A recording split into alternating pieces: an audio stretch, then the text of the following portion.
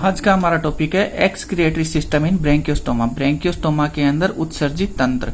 तो ब्रैंकियोस्टोमा होता है, उसमें 4 प्रकार के एक्सक्रिएटरी ऑर्गन पाए जाते हैं। एक प्रोटोनेफ्रिडिया, दूसरा हैशचेक नेफ्रिडिया, तीसरा ब्राउन फनल्स और चौथा रीनल पेपिली। 4 प्रकार के इसमें एक्सक्रिएटरी ऑर्गन पाए जाते हैं। सबसे पहले हम देखते हैं प्रोटोनेफ्रिडिया। प्रोटोनेफ्रिडिया जो होता है वो एक्सक्रिएटरी ऑर्गन के रूप में काम करता है, उत्सर्जी अंग के रूप में काम करता है।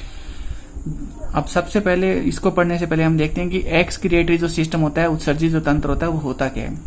तो जो नाइट्रोजन युक्त अपशिष्ट पदार्थ होते हैं, नाइट्रोजन युक्त अपशिष्ट पदार्थों को शरीर से बाहर निकालने का जो प्रोसेस होता है वो कहलाता है उत्सर्जन। नाइट्रोजन युक्त अपशिष्ट पदार्थों को बॉडी में से बाहर निकालने का काम जो होता है वो एक्सक्रिएटरी सिस्टम करता है, उत्सर्जी तंत्र करता है। जैसे यूरिक एसिड रहते हैं, यूरिया वगैरह रहते हैं, ये नाइट्रोजन युक्त अपशिष्ट पदार्थ होते हैं जिनको बॉडी में से बाहर निकाला जाता है।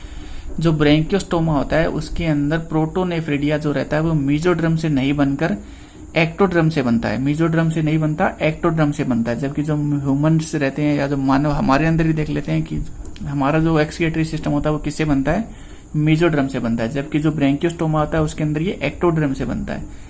जो ब्रैंकियोस्टोमा में जो प्रोटोनेफ्रिडिया पाए जाते हैं वो फ्लैट वॉर्म्स, चपटेकर्मी और पोलिकीट एनिलिड्स रहते हैं, उनके प्रोटोनेफ्रिडिया से समानता रखता है। तो ऐसा माना जाता है कि ब्रैंकियोस्टोमा का जो विकास है इन जीवों के समानांतर पैरेलल फॉर्म में हुआ है, पैरेलल फॉर्म के अंदर हुआ है। पोलिकीट्स रहते हैं, पोलिकीट एनिलिड्स रहते हैं, फ्लैट वर्म, चपटेकर्मी, इनका जो प्रोटोनेफ्रिडिया है और ये जो ब्रैंकियोस्टोमा का प्रोटोनेफ्रिडिया है, इनका जो वर्क रहता है समानता रखते हैं, एक दूसरे से समानता रखते हैं ये। तो ऐसा माना जाता है कि इस प्रकार के जो जीव है जैसे पोलिकीट है, फ्लैट वर्म है, इनका जो विकास हुआ है वो ब्रैंकियोस्टोमा के समानांतर हुआ है, पैरेलल फॉर्म में हुआ है। अब हम देखते हैं प्रोटोनेफ्रिडिया। सबसे पहले जो एक्सक्रिएटरी ऑर्गन आता है उसे प्रोटोनेफ्रिडिया कहते हैं, इसके बारे में देखते हैं।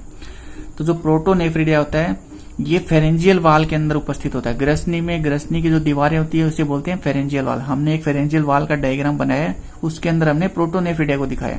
ये प्रोटोनेफ्रिडिया है और ये फेरेंजियल वाल है। फेरेंजियल वाल के अंदर प्राइमरी गिल स्लिट्स और सेकेंडरी गिल स्लिट्स रहते हैं। प्राइमरी गिल बार और सेकेंडरी गिल बार प्रेजेंट रहते हैं।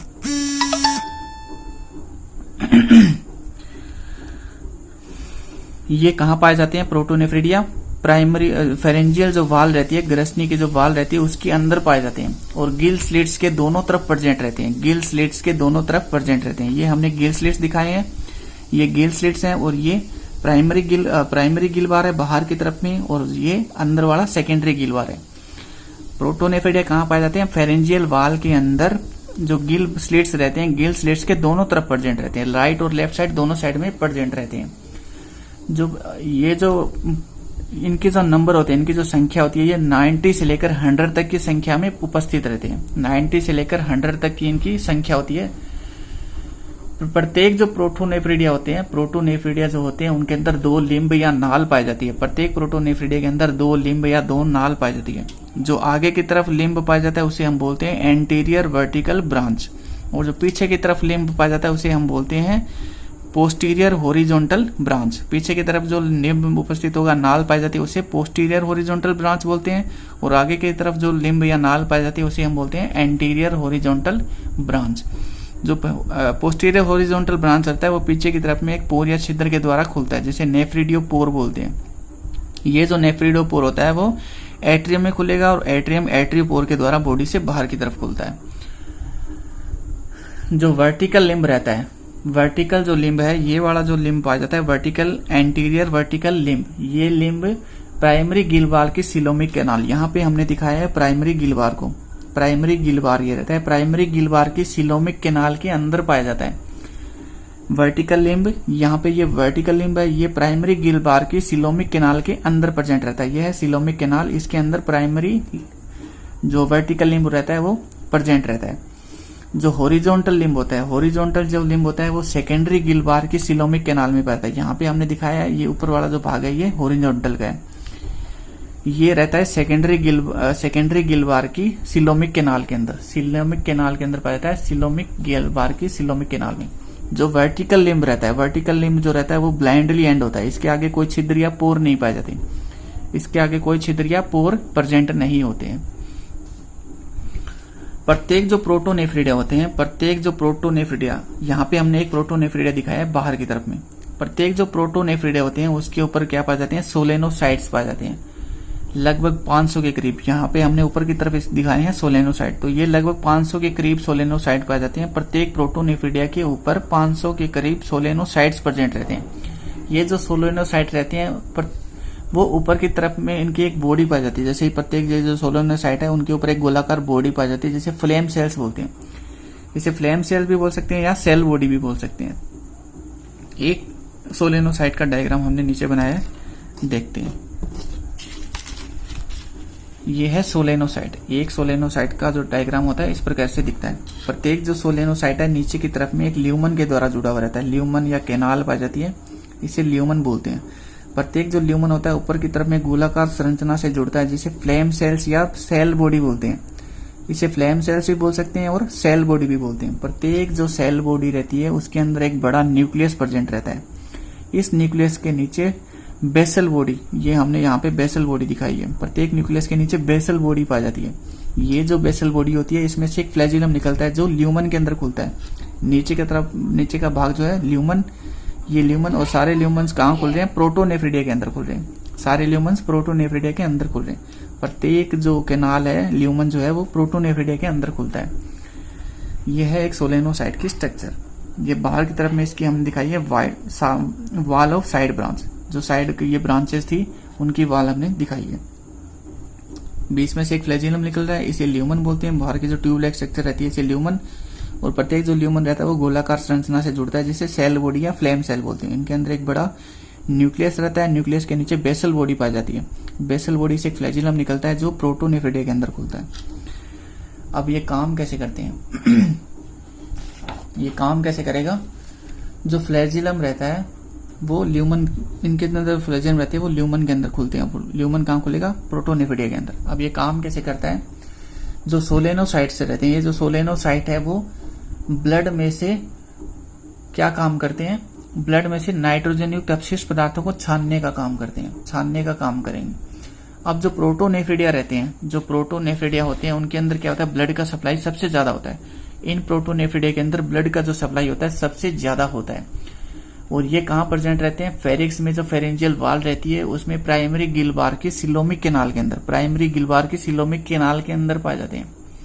और ये ब्लड को कहाँ से छानेंगे, एक तो प्राइमरी गिलबार की सिलोमिक कैनाल रहती है, वहां पे ब्लड आता है, वहां से ब्लड को छानने का काम करते हैं। दूसरा जो ये गिलबार पाए जाते हैं, गिलबार पाए जाते हैं उनके अंदर भी ब्लड आता है। गिलबार में ब्लड आएगा, उस वहां से भी ये ब्लड को छानने का काम करते हैं। एक तो सिलोमिक कैनाल में से ब्लड को छानेंगे और दूसरा गिलबार के अंदर जो ब्लड आता है उसमें से नाइट्रोजन युक्त अपशिष्ट पदार्थों को छानने का काम करते हैं। अब ये प्रोसेस होता कैसे है, तो क्या होता है, सबसे पहले ये जो न्यूक्लियस रहता है, ये जो न्यूक्लियस रहता है सोलेनोसाइट का, जो एक न्यूक्लियस रहता है इसके अंदर वाइब्रेशन होता है। ये जो न्यूक्लियस रहता है इसके अंदर वाइब्रेट होगा। ये जब न्यूक्लियस वाइब्रेट करेगा तो नीचे की जो बेसल बॉडी रहती है वो भी वाइब्रेट करती है। बेसल बॉडी में वाइब्रेशन होगा तो जो बेसल बॉडी के अंदर से जो फ्लैजिला जुड़ा हुआ रहता है वो फ्लैजिला भी वाइब्रेट करेगा, इसके अंदर कंपन होते हैं। अब ये जो फ्लैजिला वाइब्रेट कर रहा है ये विसरण के द्वारा, विसरण की प्रोसेस के द्वारा ब्लड में से क्या काम करता है, नाइट्रोजन युक्त अपशिष्ट पदार्थों को छानने का काम करता है। विसरण की प्रोसेस के द्वारा नाइट्रोजन युक्त अपशिष्ट पदार्थों को छानने का काम करता है। और छान कर कहाँ डालता है, अपशिष्ट पदार्थों को छान कर कहाँ डालेगा, ल्यूमन के अंदर। और ये जो ल्यूमन रहता है वो कहाँ खुलता है, प्रोटोनेफ्रिडिया के अंदर, प्रोटोनेफ्रिडिया के अंदर खुलेगा। तो जो अपशिष्ट पदार्थ रहते हैं, छाने हुए अपशिष्ट पदार्थ, वो सबसे पहले कहाँ आते हैं, एंटीरियर वर्टिकल ब्रांच के अंदर आते हैं। यहाँ पे आते हैं एंटीरियर वर्टिकल ब्रांच में, यहाँ से फिर ये जाते हैं हॉरिजॉन्टल ब्रांच के अंदर। यहाँ पे आते हैं पहले छाना हुआ जो अपशिष्ट पदार्थ है वो कहाँ आएगा, एंटीरियर वर्टिकल ब्रांच में। यहाँ से फिर ये जाता है हॉरिजॉन्टल ब्रांच के अंदर। इस ब्रांच में आगे क्या पाया जाता है, नेफ्रिडियोपोर, या जो छिद्र पाया जाता है जिसे बोलते हैं नेफ्रिडियोपोर। ये छिद्र जो रहता है, अपशिष्ट पदार्थ इस छिद्र में से जाएगा एट्रियम के अंदर, और एट्रियम क्या है, एट्रियोपोर के द्वारा बाहर खुलता है। तो इस प्रकार से बॉडी में से जो अपशिष्ट पदार्थ रहते हैं वो बाहर निकाल दिए जाते हैं। तो ये होती है इसकी सारी प्रोसेस। इसके बाद में जो दूसरा है उसे हम बोलते हैं हैश-चेक नेफ्रिडिया, हैश-चेक नेफ्रिडिया। तो हमने जब ब्लड वेस्कुलर सिस्टम पढ़ा था तो वहां पे भी हमने इसे देखा था। जो हैश-चेक नेफ्रिडिया रहता है वो कहाँ प्रेजेंट रहता है, जब ब्लड वेस्कुलर सिस्टम हमने पढ़ा था तो ऊपर की तरफ में डोर्सल अरोटा, जो दो भागों के अंदर डिवाइड थी, डोर्सल अरोटा के बीच में ये नेफ्रिडिया प्रेजेंट रहता है, जिसे बोलते हैं हैश-चेक नेफ्रिडिया।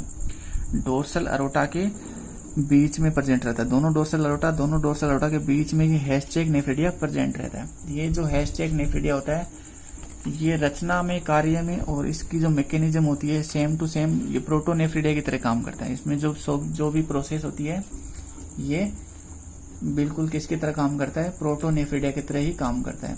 और इसका जो पीछे का जो सिरा होता है वो ब्रैंकियल सेक के अंदर खुलता है। पीछे का जो भाग होता है वो कहाँ खुलता है, ब्रैंकियल सेक के अंदर। तो ये जो हैशटैग नेफ्रिडिया होता है ये भी प्रोटोनेफ्रिडिया की तरह ही काम करता है। थर्ड आता है ब्राउन फनल्स। ब्राउन फनल्स, ये ब्राउन फनल्स होते हैं वो दो होते हैं, संख्या के अंदर ये 2 प्रेजेंट रहते हैं।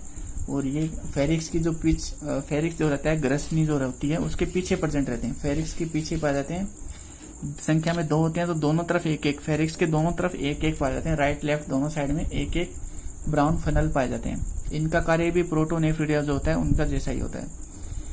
फोर्थ होता है रीनल पेपिली। रीनल पेपिली ये भी एक उत्सर्जी अंग के रूप में काम करता है। और ये कहाँ प्रेजेंट रहता है, गट जो रहता है, गट वाल के अंदर ये बहुत सारी सेल्स समूह के अंदर जुड़ जाती हैं। गट वाल जो होती है वहां पे बहुत सारी कोशिकाएं समूह के अंदर उपस्थित होती है जो क्या काम करती है, उत्सर्जी पदार्थों को छानने का काम करती है। गट वाल के अंदर प्रेजेंट होता है रीनल पेपिली। तो इस प्रकार से ये यहाँ पे एक्सक्रीटरी सिस्टम जो है ब्रैंकियोस्टोमा का वो समाप्त होता है। Thank you.